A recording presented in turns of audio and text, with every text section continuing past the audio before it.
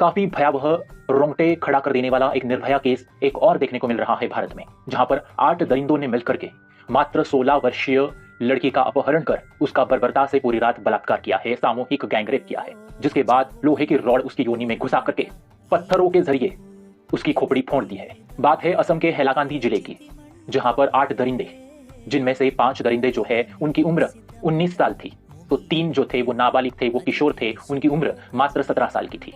इन 8 दरिंदों ने मिलकर के राह गुजरी 16 वर्षीय लड़की का अपहरण कर उसे नेशनल हाईवे 6 के सड़क के किनारे एक सुनसान इलाके में ले जाकर के उसका बर्बरता से सामूहिक बलात्कार किया है। पारी पारी उसके बाद बलात्कार किया गया है। जिसके बाद दरिंदे यही नहीं रुके हैं, एक बड़ी लंबी चौड़ी मोटी लोहे की रॉड उसकी योनि में अंदर तक घुसा दिया है। जिसके बाद लड़की पूरी तरीके से लहूलुहान हो गई, रक्तपात हो गई और वहीं पर लड़की ने अपना दम तोड़ दिया। यहीं पर दरिंदे नहीं रुक रहे हैं, दरिंदों ने सड़क के किनारे से बड़े मोटे पत्थर उठा करके उस पत्थर से लड़की की खोपड़ी फोड़ दी। मामला इतना भयावह था कि लड़की के खोपड़ी के 4 टुकड़े चारों दिशाओं में फैल चुके।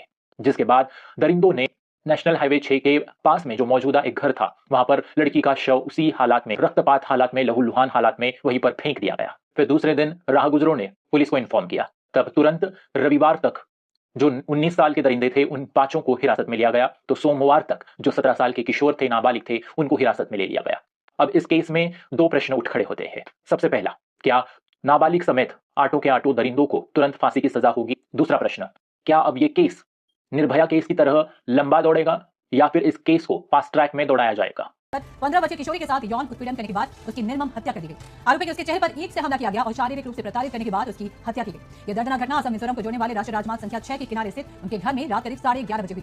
सूत्रों के अनुसार पुलिस ने पूछताछ के लिए 7 लोगों को हिरासत में लिया था, जिसमें से 3 को गिरफ्तार कर लिया गया है। वहीं हैलाकांडी की घटना के विरोध में स्थानीय लोगों ने राष्ट्रीय राजमार्ग संख्या 6 को जाम कर जोरदार प्रदर्शन जताया और आरोपियों को कड़ी से कड़ी सजा देने की भी मांग की जा रही है।